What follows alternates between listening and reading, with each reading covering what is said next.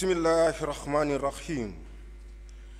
Nigériennes, Nigériens, mes chers compatriotes. Voici un an que le Conseil national pour la sauvegarde de la patrie, CNSP, sous ma conduite, a décidé de prendre en main les destinées de notre pays, le Niger. En effet, les menaces existentielles auxquelles faisait face le Niger ne laissaient guère le choix à tout patriote soucieux d'éviter à son pays de sombrer vers les obscurs rivages du terrorisme, et cela nonobstant le placement du pays sous tutelle des bases militaires étrangères. Le pillage de ressources, le passe-droit et le bâillonnement des libertés fondamentales constituaient le brevet du régime déchu, malgré la facette démocratique affichée et vantée par l'ancienne puissance coloniale pour compenser la vassalisation du régime. Victime de cette situation, notre peuple a adhéré à la nouvelle marche imprimée par le CNSP, transformant le coup d'État en un vaste mouvement de libération nationale et de reconquête de la dignité populaire. Cette défiance vis-à-vis du régime déchu, combinée à la menace et aux sanctions iniques imposées par la CEDEAO, a entraîné le rejet de toute influence extérieure par les Nigériennes et les Nigériens.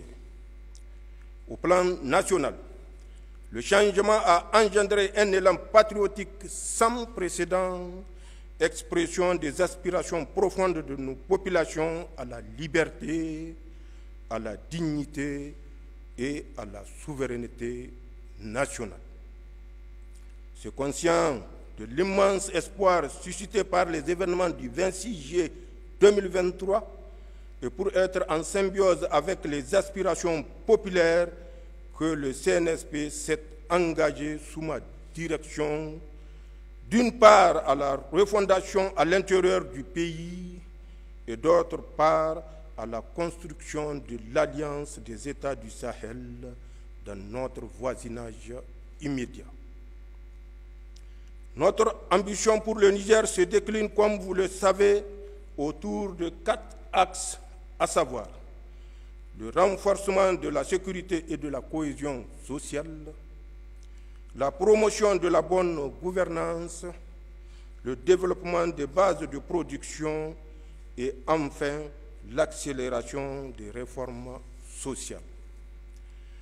L'adhésion forte de la population à l'élan imprimé le 26 juillet 2023 nous commande ensemble le devoir de réussir l'œuvre de refondation ainsi voulue avec un engagement patriotique sans faille. C'est dans cette optique que j'ai engagé le gouvernement à mettre les mesures et actions nécessaires pour l'aboutissement de la vision portée par le Conseil national pour la sauvegarde de la patrie dans le cadre d'un programme destiné à renforcer notre résilience et assurer le développement des bases de production en tirant les leçons de l'impact des sanctions illégales, iniques, inhumaines d'une CEDEAO aux ordres. Des lettres de mission ont à ce titre été remises aux membres du gouvernement qui en feront le bilan sectoriel. Mes chers compatriotes, au plan de la défense et de la sécurité du territoire, la montée en puissance de nos forces sur les théâtres des opérations ne fait plus aucun doute.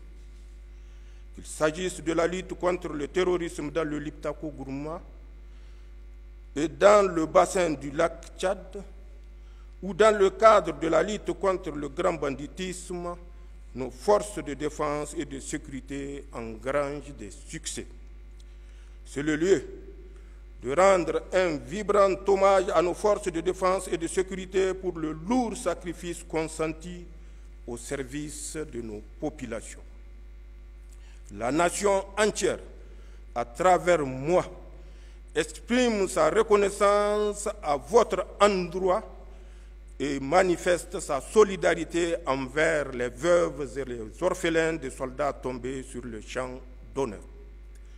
Pour ma part, je fais le serment de garantir la montée en puissance de nos forces de défense et de sécurité en réaffirmant la ferme détermination de toutes les autorités compétentes à poursuivre le renforcement des capacités de nos forces armées.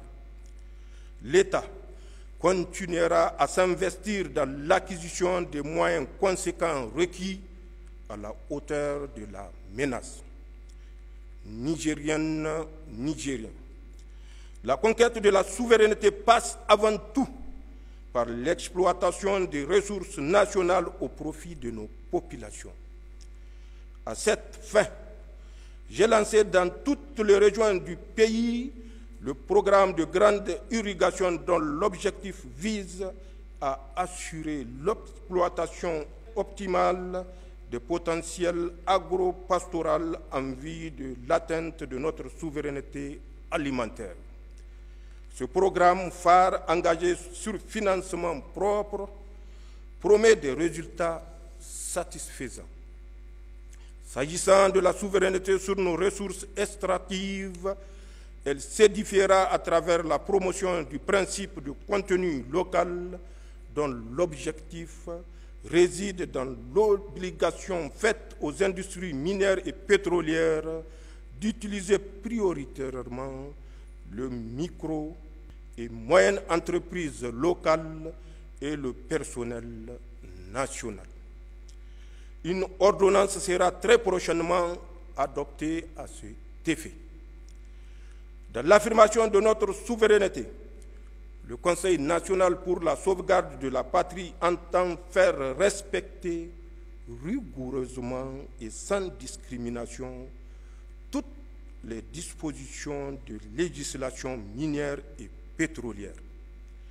Toute société, minière ou pétrolière, se verra purement et simplement retirer son permis d'exploration ou d'exploitation si elle viole les dispositions réglementaires contractuelles. Le bloc pétrolier Bilma, les rendus R5, R6, R7 d'Agadem, les permis miniers d'Imouraren et celui de Madawela sont retombés dans le domaine public de l'État. Je puis également vous confirmer le lancement prochain du projet de construction d'une raffinerie de pétrole et d'un complexe pétrochimique à Dosso, ainsi que la création d'un institut de pétrole et de gaz à Zender. L'école nigérienne, la formation professionnelle, et l'esprit d'excellence et d'entreprise constitueront le pilier majeur de la refondation et de la consolidation de notre souveraineté, car le sort national ne pourra être garanti que par une citoyenneté responsable dans les politiques publiques et le bannissement de la culture de la médiocrité et de l'impunité.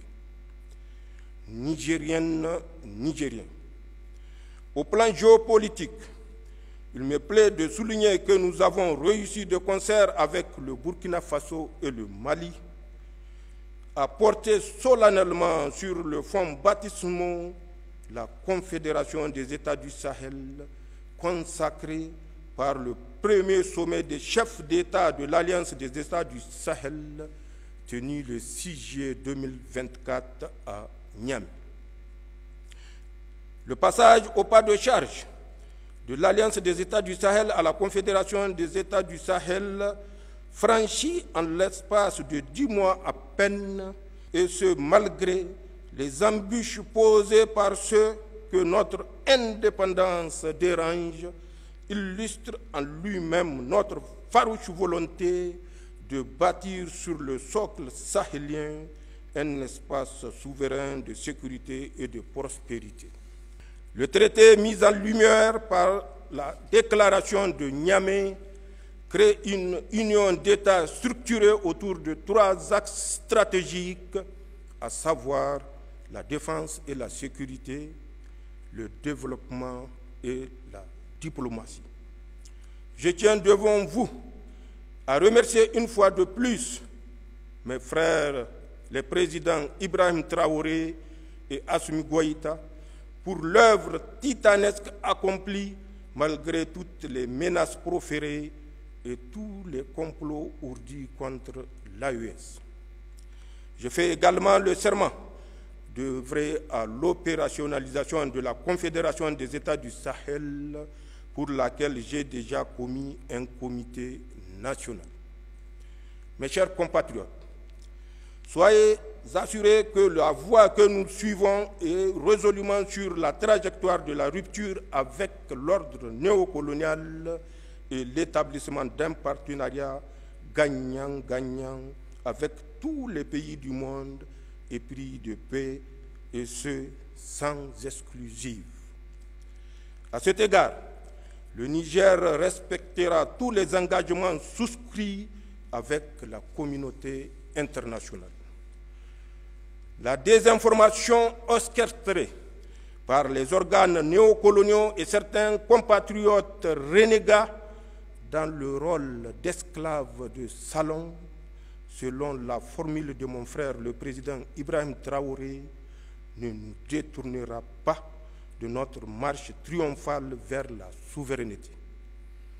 Aucun État, aucune organisation interétatique ne nous dictera la conduite à tenir, ni son agenda en matière de partenariat stratégique ou diplomatique. Et ceux qui fantasment sur la remise en selle imminente des régimes déchus à leur solde vont déchanter. Ils devront se rendre à l'évidence avant qu'il ne soit trop tard. Notre marche vers la souveraineté pleine et entière est inexorable. Mes chers compatriotes, c'est dans le cadre résolu de cette marche que s'inscrit une série de mesures préalables et actions prises par le Conseil national pour la sauvegarde de la patrie pour asseoir davantage notre souveraineté, à savoir, et sans être exhaustif, la dénonciation des accords de défense et de sécurité qui lient le Niger à la France, le renvoi de l'ambassadeur de France comme persona non grata, la suspension des droits de diffusion au Niger de certains médias propagandistes français, le retrait du Niger et du Burkina du G5 Sahel, l'abrogation de la loi 2015-36 du 26 mai 2015 relative au trafic illicite illicite des migrants, le retrait du Burkina, du Mali et du Niger de la CEDEAO, la dénonciation de l'accord militaire entre le Niger et le Bénin, la nationalisation de la Société nationale des eaux, la dénonciation de la convention fiscale entre le Niger et la France, la dénonciation de l'accord relatif au statut du personnel militaire des États-Unis. Nigériennes, Nigériens, mes chers compatriotes, d'autres mesures comme la création de la commission de lutte contre la délinquance économique, financière et fiscale, COLDEF, visent, elles, à assainir le climat socio-économique en rétablissant l'État et nos populations dans leurs droits. L'œuvre de reconstruction ne peut se faire qu'avec le concours de tous et en faisant ensemble le diagnostic des errements passés pour parvenir à l'administration des remèdes conséquents et adaptés à la prévention de la délinquance économique. C'est dans cette optique que j'ai mis en place depuis plus de 2 mois un comité technique chargé de la synthèse des contributions issues des assises inclusives régionales, d'organiser la tenue des assises de la diaspora et de proposer les modalités d'organisation en vue de la tenue prochaine du Forum inclusif national. Zancien Kassani, Labousanino. Vive le Niger, vive la Confédération des États du Sahel. Je vous remercie.